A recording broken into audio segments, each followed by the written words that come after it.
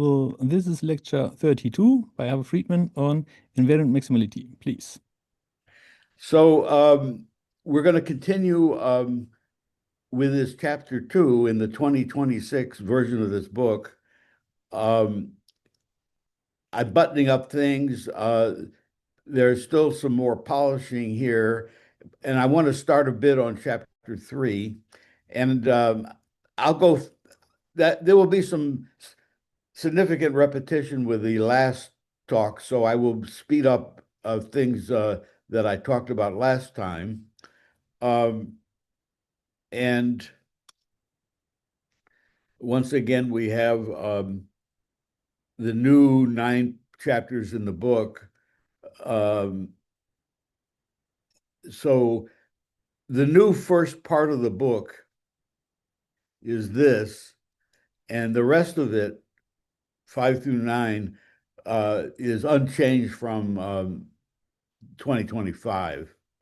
But because of the power of the end shift and how simple it is to state, and end equivalence also maybe a little harder to state, not much than this. And this is a much stronger form of invariance than was used down in here. Oh, this is much more general. In other words, this lends itself to important modifications in variance, which are part of a general theory. Not so much up here. We really want to focus just on 3 notions of invariance. These two are the headline. You'll remember what I'm talking about.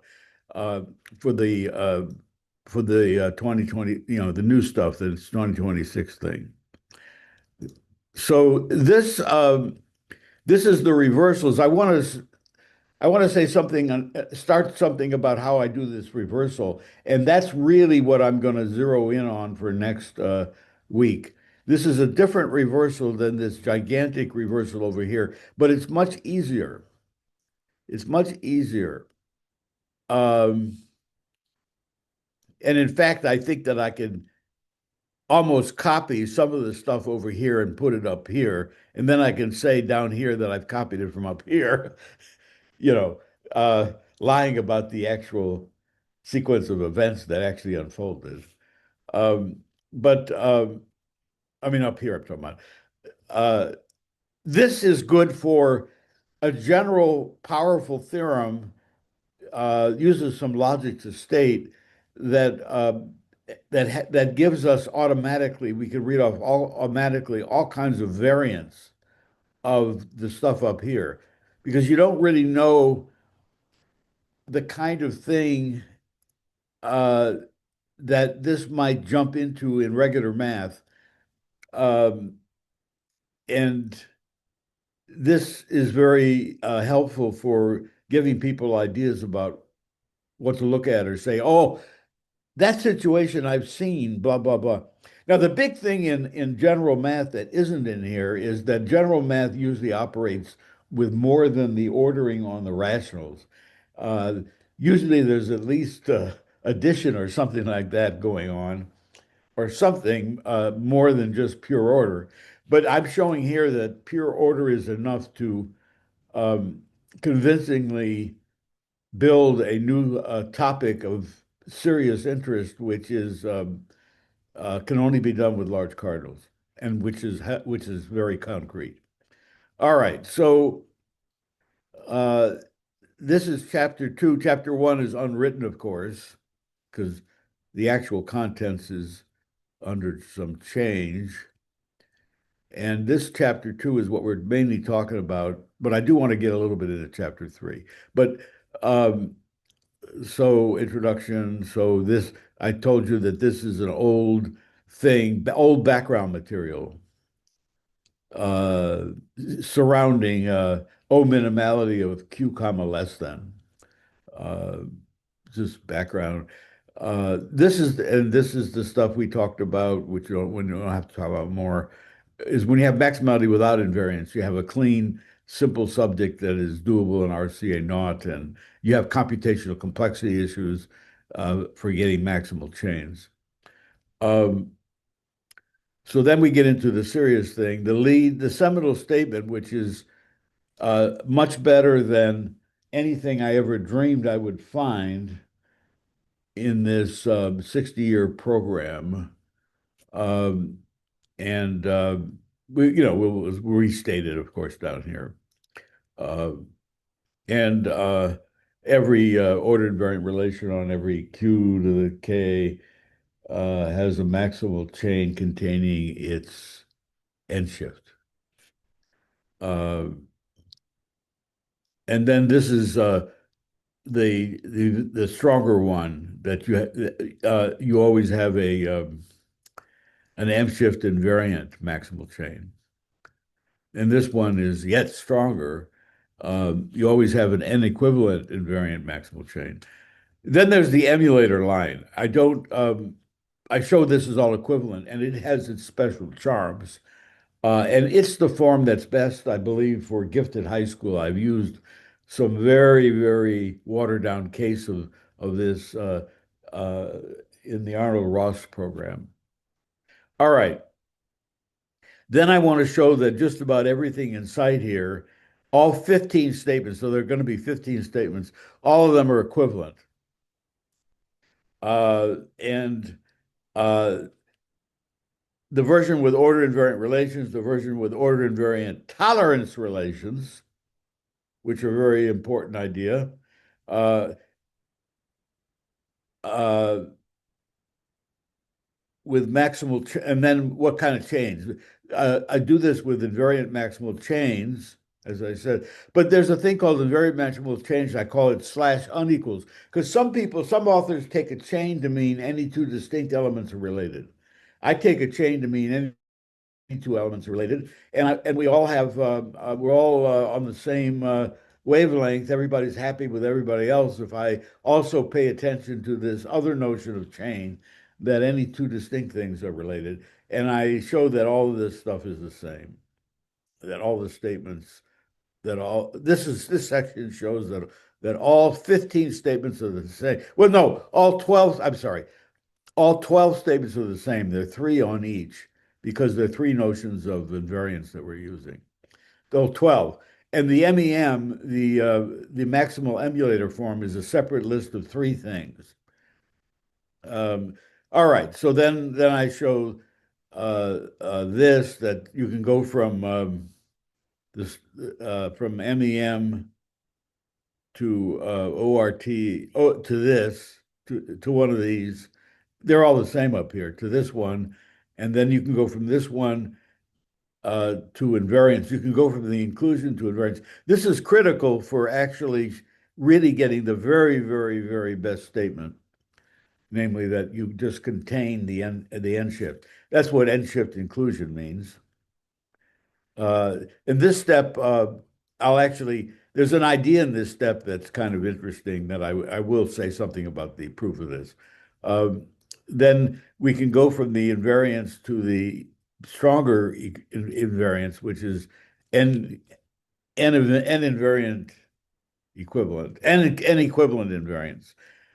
And then going back from this one to this one is trivial. I don't know if maybe should have made a separate section. Probably not.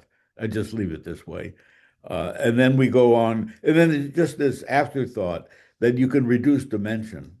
That if you know one of these, if you know any of these things for dimension k plus one, you automatically get it for dimension k. And there's a generic proof of that that works all the way through. And so you get with this, you get that all 15 things are all equivalent. So that'll make everybody happy who have different notions of chain and actually only care about tolerance relations versus uh, regular ordinary relations. Oh, I think I might add, it's possible that I might consider adding yet another thing. What instead of OIR and OITR, order invariant tolerance relations, I might add order invariant simple graphs, OISG, because a simple graph is just really a dual notion to tolerance relation. A tolerance relation means symmetric and reflexive. And that goes back to Poincaré and has to do with making things not quite transitive. Uh, and it has a certain following. And then there's graphs, which are irreflexive symmetric relations instead of reflexive symmetric relations. And that's graph theory.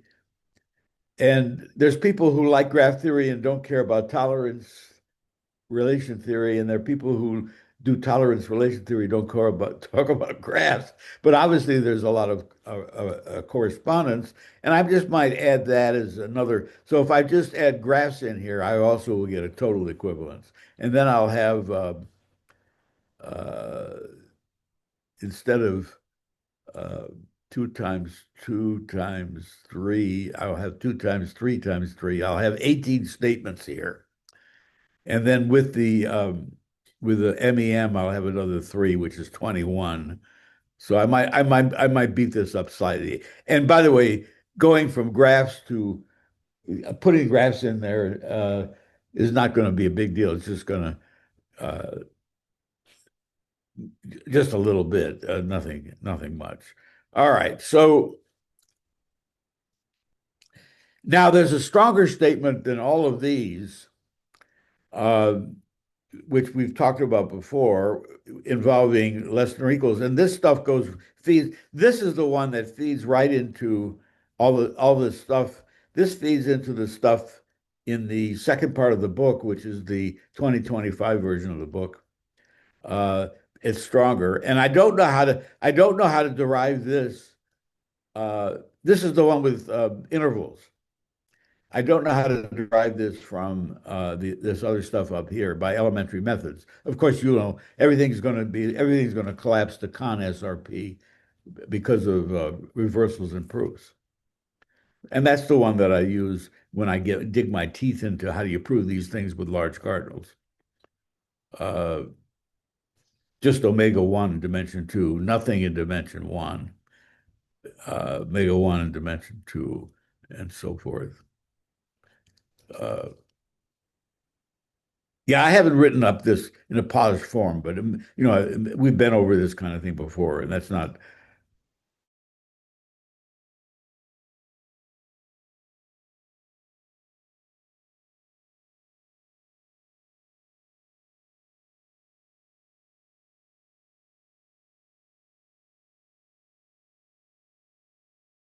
And I have some material on that for you.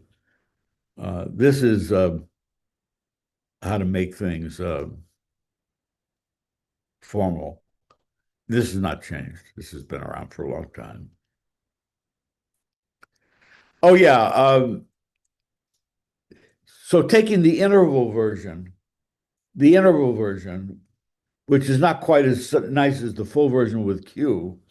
One can get more serious even and just talk about what intervals can you use. So there's a section on that.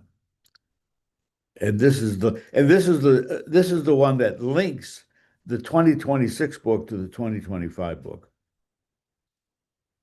Uh, I derive this is my new notation, by the way. Uh, the 2025 book has I have to rewrite some of the notation slightly in order for it to mesh well with the 2026 book. All right, so this is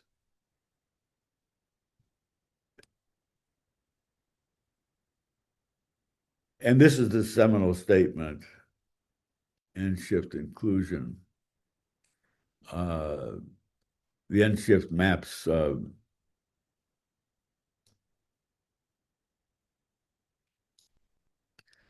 the end shift is the reason there's a 2026 book instead of just 2025 book. The end shift of x is obtained by adding 1 to all xi for which every xj greater than or equal to xi lies in n. So-called n tail. You're adding 1 to the n tail.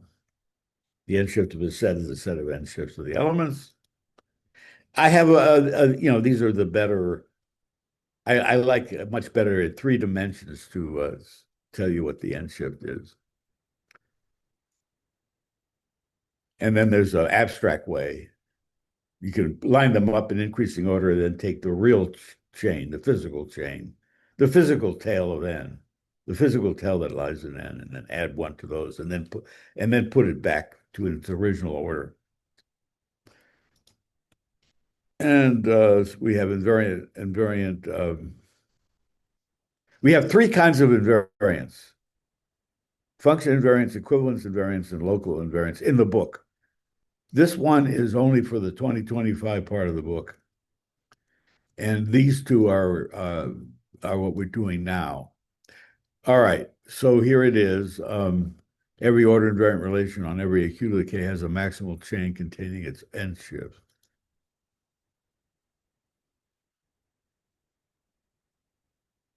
Then there's n shift invariance, with just the usual definition of invariant. And the bottom line is definition 2422.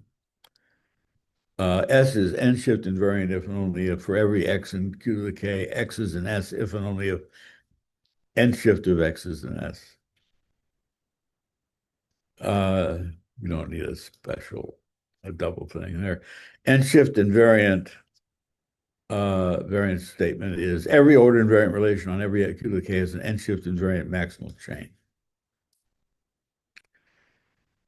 And then we have n equivalent invariance.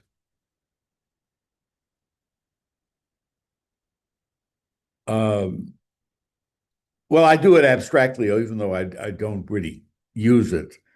So abstract definition of how equivalence and variance, this is used all throughout mathematics, everywhere, equivalence and variance.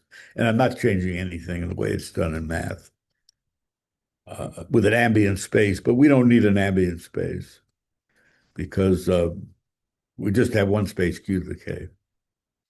When I do the interval form, which has been supplanted by this general form on Q, then I have to use ambient space because the ambient space is going to be the interval. But not for this. Okay, so for this, I define the end tail. This is the part of the sequence that's consisting of the xi for which every xj greater than xi lies in n. And the n equivalence means that that n equivalence means that it's that they're order equivalent. See, order equivalence is used in this definition, not in the n shift. Order equivalent, and they agree off of their n tails. They're the same. They're the same off their n tails, and they are order equivalent. Okay. Okay, and then we have n equivalent invariance. If for all n equivalent x and y and q to the k, x is an s if and only if y is an s. And then we have three lead statements. We have three lead statements. Here they are, based on three different notions of invariance. One is inclusion, which is the kind of positive invariance, the simplest kind of invariance you can talk about, which is the seminal statement. And then we have this invariance, and then we have this one. Okay, these are all equivalent. We show that some trivialities here that x and n shift of x are n equivalent, and going back is wrong unless k equals 1. And obviously you can go back like this. This is stronger than this is stronger than this is trivial. And then the emulator form, which has its charms. There's some very interesting things about it, but it's weaker than the others. It's harder. I mean, I do show you can go from emulators to the chains, but that takes some work, some ideas. The other way takes no ideas. And an emulator of a finite set is every element of every pair in the big guy is order equivalent to some pair in the little guy. All right, so then we have Ah, I don't know how to count. Three statements with emulators.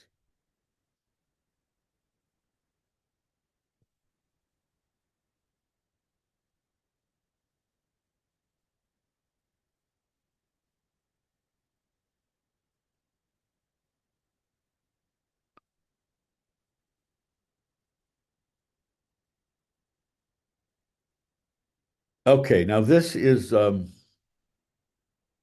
again, this is trivial because these notions of invariance they're getting weaker and weaker, you see.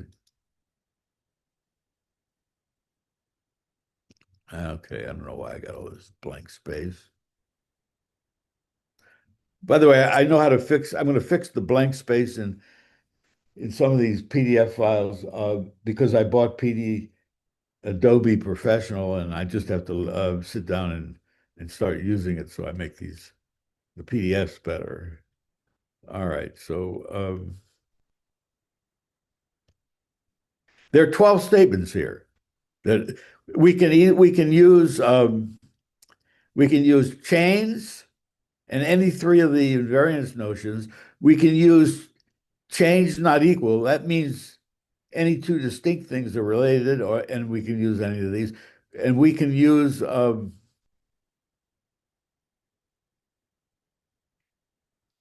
okay, that's not what I wanted to do. I'm yeah. Oh, T here, yeah. This is just general relations. This is weaker. This is more focused. Order invariant tolerance relations, right? You can have that. And I think I'm going to do. I think I'm going to do. I might as well do graphs too. Uh, reflexive, irreflexive, symmetric, and tolerance is reflexive symmetric. And I guess I'll add them on. It's no big deal. So then I have everybody happy. Graph theorists, tolerance theory, tolerance relation people, graph people. I don't know who, I guess chain people or like maybe set theorists. Uh, I don't do antichains. I don't want to go over the deep end because that's obviously dual. You just, you just, yeah. Well, let me not do that. I think I want to delve into that section that I told you about that we're not going to get to today, which is general extended invariant maximality, where we actually really state some very general things uh, using some logical notions, some general things, which I'm going to work out. I'll probably work out the statements at least by next week, but I want to focus next week on the reversal. Okay, so I show that these are all provably equivalent to each other. The key idea is this: these statements really, if you pretend that all chains, if you only look at chains with at least two elements, then these things are very easily seen to be equivalent. The problem is sometimes there is no chain with at least two elements. The maximal chain, all the maximal chains are of cardinality at most one. But then you handle that separately because of a simple observation. If there's a maximal chain of cardinality one, well, if there's a maximal chain of cardinality zero, no matter what situation you're in here, um, chain unequals, whatever, of cardinality zero, then there's nothing to do because the empty set is the most invariant thing there is in the world, right? And now, what happens if the maximal chain is cardinality one, a singleton X? Well, being a maximal chain, not equals, whatever, being a singleton X being such is obviously a order invariant statement about X by quantifier elimination for Q less than. It's obviously a order invariant relation. It's an order invariant property of X, and therefore it must have a negative example, right? Must have a negative example. Negative meaning the maximum coordinate is negative. but singleton X, where X is negative, is trivially extremely invariant. It's invariant for us because there's no end tail at all. So that's why these are all equivalent. Okay, but now we have to jump from emulators to relations. I might as well just pick TR, OITR. I have my choice because of these equivalences. And then this is done. I'm not going to talk too much about it, but there's some ideas needed for that. This is an important idea, important thing.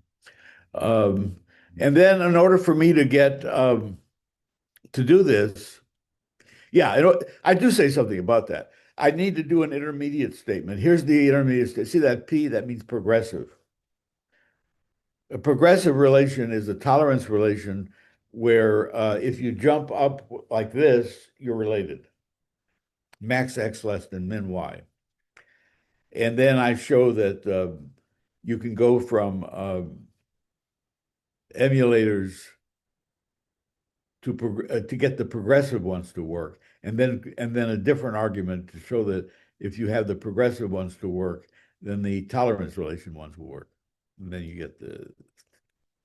And then okay, now this one is very critical, and I'll say something because there's a real idea needed. I mean, I had done this wrong a few times, but I think I got it straightened out. So you assume this, and we automatically have more. We actually have this, right? It's the same. Uh, so um, I go to I make up I go to twice the dimension and make up something uh, where the second coordinates. This is sort of like the theory of the witness function for why something is maximal, why something is a maximal chain. A witness function would be a partial function that maps everything that's outside the maximal chain into a reason why it's outside the maximal chain. So, in other words, into basically the maximal chain. Okay, and that's the idea. And I want that thing. The reason I want that thing is because the problem in showing that inclusion, simple containment, gives you invariance is the problem is that you assume something's outside, you got to show that the end shift is outside, right? The problem is that outside is negative. So the idea here is to make the negative statement that something's outside the maximal chain to make that a positive statement so you can apply the containment thing to it and then get what you want, that the end shift is outside the set. So that's why you make this up, because something becomes conveniently positive when you do that. So I'm not giving you too much details, but the maximal chain up here is going to be proved as the graph of a function whose range is a chain in R. Yeah, this witness that it's a witness that something or another is a maximal chain. And what is the thing that you're witnessing that's a maximal chain by this S?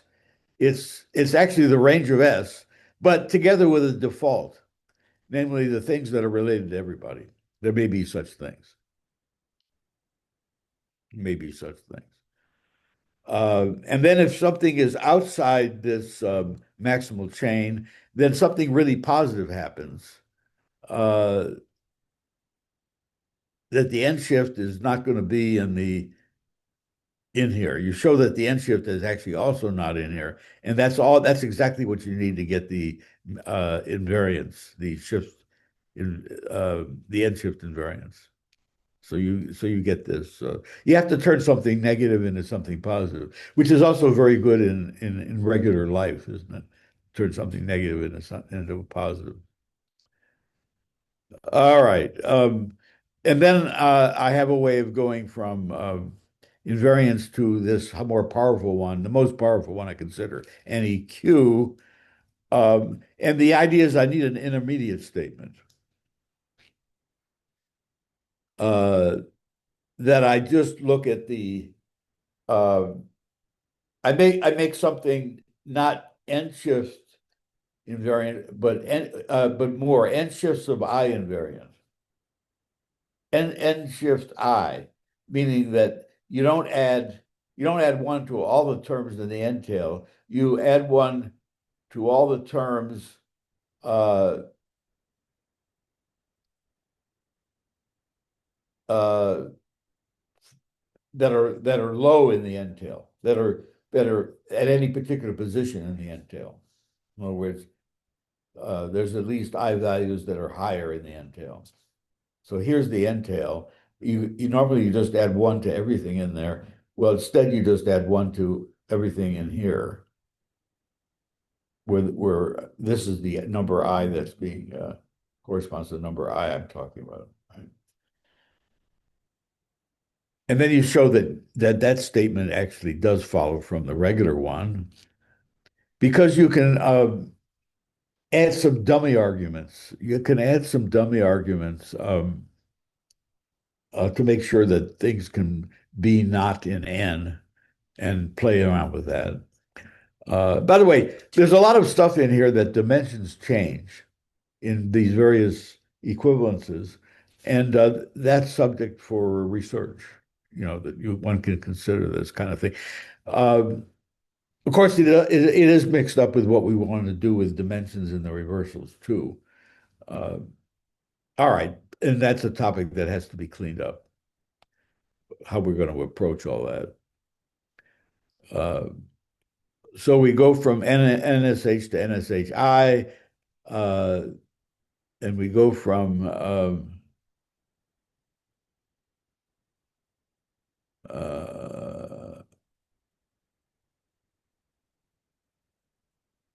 yeah. All right. Well, I'm skipping. I'm doing some transitivity here.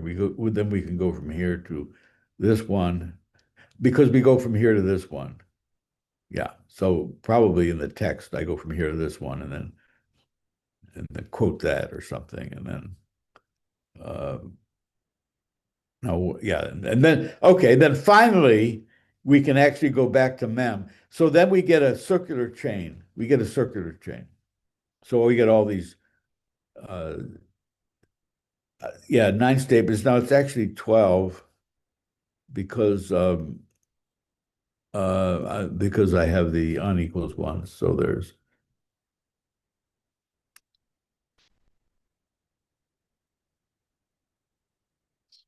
yeah, I forgot the ones with I've changed the exposition around. That's why this happened.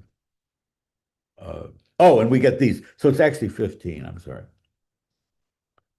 Yeah. So we've got all the ones.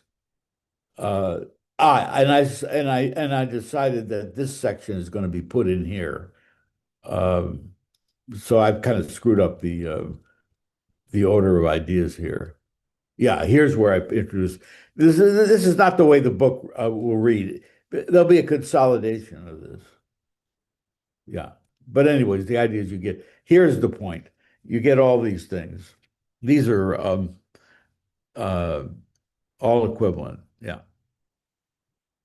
There's a way I want to roll this out so it's the clearest.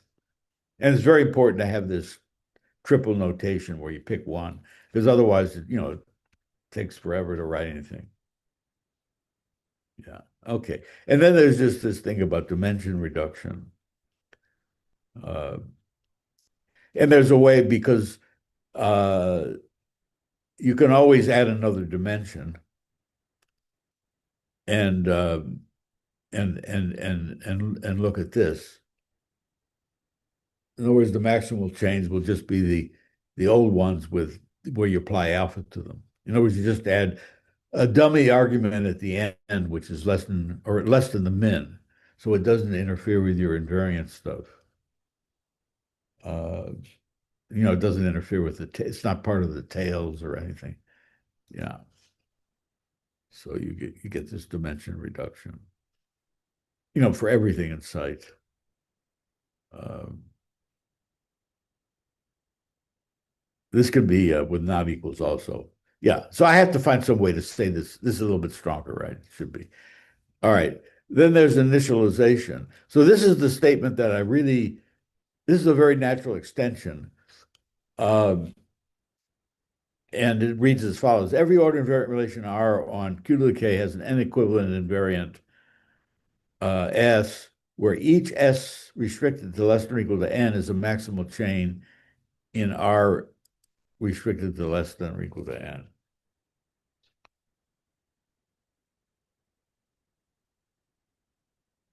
Where for all n, where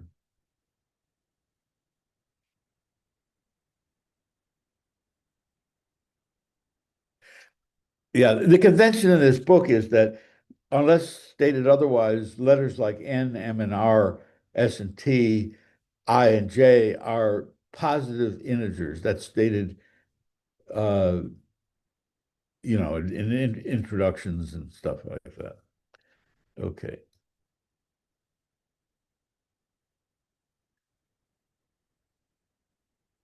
Um, what is this?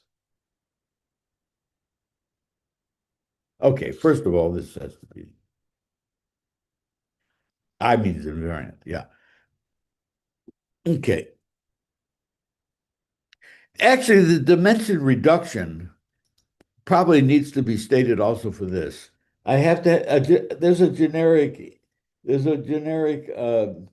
dimension reduction argument, which I gave, which I want to say applies to this, applies to anything, but in particular applies to this. So I have to conveniently say that. I want that.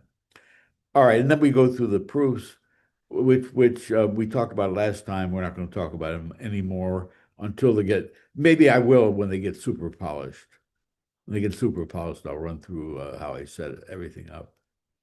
But they all have the same structure. The whole point is they have the same structure. In dimension one, it has its own special structure and is trivial. In dimension two, it has a certain structure. That dimension is the same when you use higher dimensions, but then the large cardinal combinatorics comes in. Though there's combinatorics for of omega one, that's very important for the mega for the dimension two case. And then there's see this is some large cardinal. This is some omega one kind of combinatorics.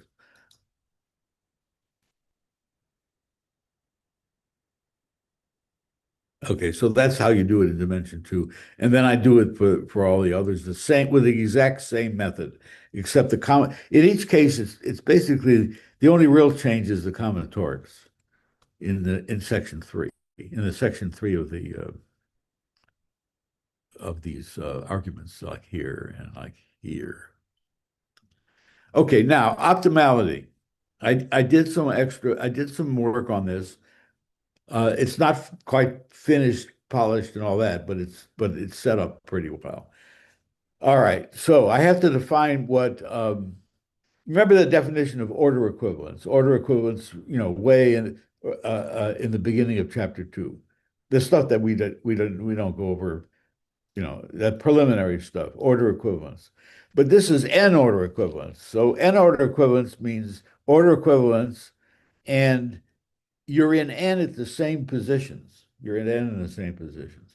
And being NOE invariant means this, right? That if you're n order equivalent, then your membership is the same. And n equivalence, the NEQ, the basic stuff we're doing, NEQ happens to be an NOE invariant equivalence relation on Q to the K, right? It's an NOV invariant equivalence relation. The equivalence relation itself of n equivalence is in fact an n order equivalent. Well, I don't like putting proofs in talks, but there it is. Okay, easy. All right, and now we have this general statement: OIR MIMCHT instead of n shift or anything else, T slash Q to the K. T is an equivalence relation. This means that T is an equivalence relation on Q to the K, where every order invariant relation on every Q to the K has a T invariant maximal chain. Doesn't that sound familiar? Now we're quantifying here over K, but not on T. So T is a parameter in this statement, and we want to figure out which T this holds, right? Well, we want to figure out which T this holds that's NOE invariant, because NOE invariance is a very important idea, and we're just going to look at those. Obviously, there's a more general theory. Which T period is this true? Well, I don't even approach this. I just approach this for NOE invariant T because all my, uh, well, not all, excuse me, because NEQ is in fact NOE invariant. So I know NEQ is an example. The question is, what are the others that are NOE invariant? And the answer is going to be all of the ones and only the ones that are contained in NEQ. So NEQ is optimal. NEQ is the maximum. That's what I'm claiming. So I go down to dimension two and actually figure out what's going on in dimension two. There's no point in looking at dimension one, nothing is going on. So when I look at dimension two, I can figure out what's happening. So suppose T is NOE invariant.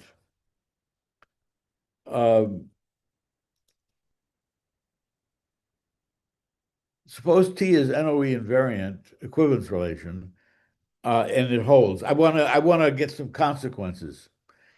Well, the first thing is that if AB is related to CD, then AB must be order equivalent to CD. And that's pretty easy because you can actually set up order invariant relations in two dimensions, order invariant relations on Q to the two, such that the only maximum chain is a particular order type among the handful of order types on dimension two. Uh, a particular order type. Yeah. Okay, so, and there are only three of those order types, right? The coordinates are equal, the coordinates, no, there's more than three. I think there's eight, right? Yeah, eight. So anyway, so you first have to prove this, which is not pretty easy. Then you have to prove something that's harder. Suppose AB is related to CD and A is not C, then uh,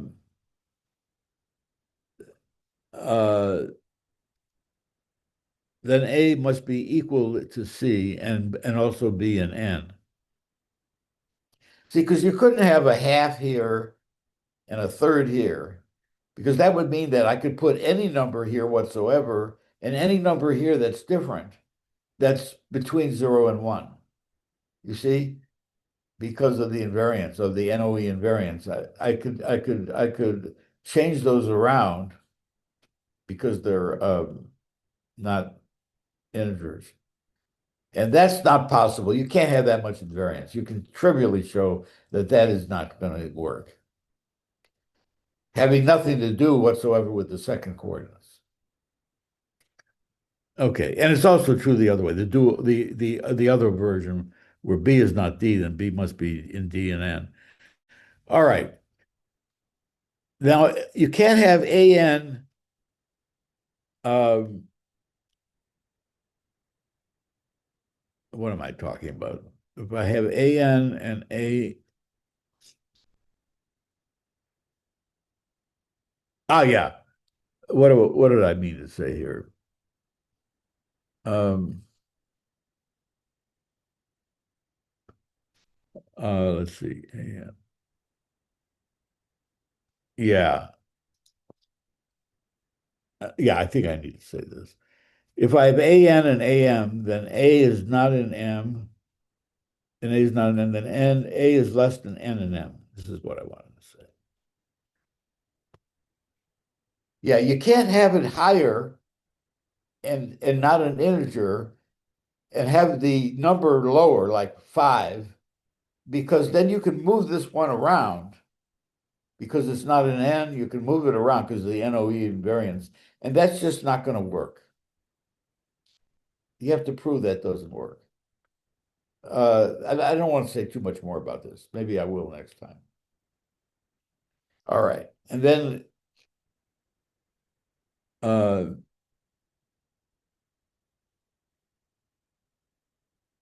yeah, I think I'm actually saying the same thing here. So I think that yeah, maybe I have this a little bit screwed up, but this is what the plan is. And then uh,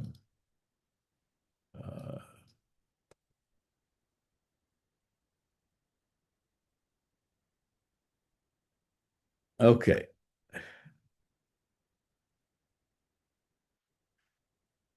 Let T be an NOE invariant equivalence relation on Q to the K, then this statement holds if and only if T is extended by the N equivalence relation, by N equivalence on Q to the Q2. And you can get this just from this. Then you can get this elementarily just from these. I think this is what we wanted. Yeah.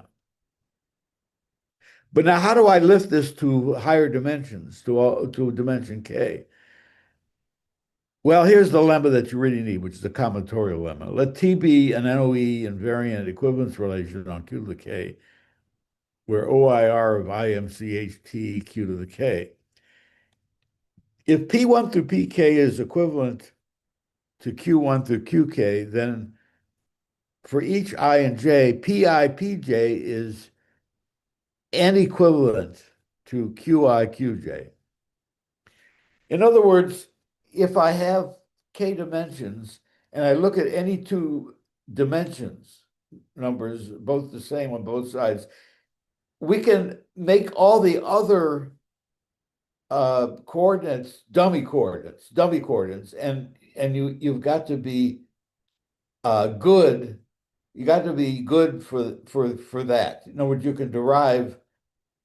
You got to be good for that. So and then so this follows this lemma follows from the previous. This lemma here follows from here up here. If you do it right, this follows from this follows from this, and then we're done. Uh, because the only equivalence relation and the only n order equivalent NOE invariant equivalence relation in k dimensions, which has this double dimension condition in this lemma, is in fact has to be extended by n equivalence. In other words, if these two things are n equivalent, then they have to be the same. You see? Okay. Yeah. So this is a combinatorial fact from here. Consequence of this.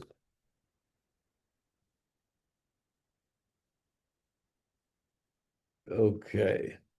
So N equivalence is the maximum equivalence relation. Uh, uh, that's a corollary. I was going to call that corollary.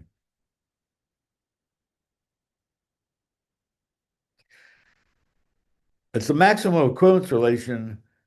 In fact, it's the maximum equivalence relation uh,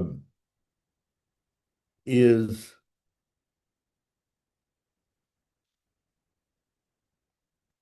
it is also the maximum equivalence relation that is NOE that can be used for invariant maximality.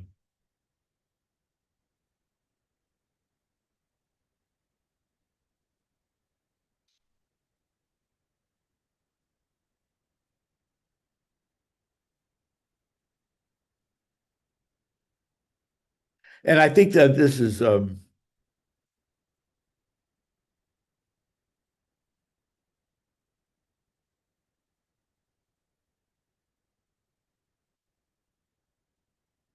All right. Yeah, I think there's maybe a little bit that's needed to get this from this. Yeah, I got this a little bit vague in my mind. All right. But then I want to put in another one about end shifters. So the end shift is also canonical. This up here is to show the n equivalence relation. N equivalent relation is canonical. This stuff I want to add here is going to show that the end shift is also canonical because the end shift is an example of where we're adding one only to certain coordinates, right? Maybe no coordinates, right? And the criteria of whether you're going to add it or not is going to be according to the order and whether something is an N, capital N or not. So there's a notion of decent criteria for N shift. And then you want to show that the actual N shift, you want to actually classify all of the criteria you can use for N shifting.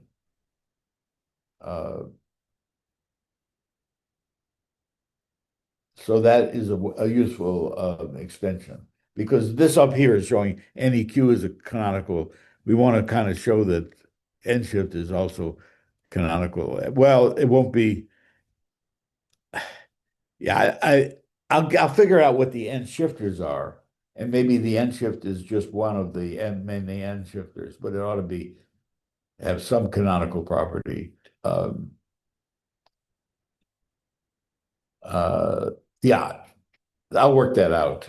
I think that'll work that out. All right, so we're 11. I'm not gonna. Okay, so I thought I was going to talk about the reversal, but I think maybe I won't. I'll talk about the reversal. This is the at least this is the table of contents for the reversal. Um, don't let 13 things scare you. I've done some bite-sized things that are not, it's not as, don't worry, it's not nearly as bad as the old chapter 4 reversal of 2025. So in fact, I will actually say this, get rid of this. And next time we'll talk about the reversal mainly, and also maybe some cleanup for a few points that were kind of messy here. Uh, okay, so I'm done, Andreas.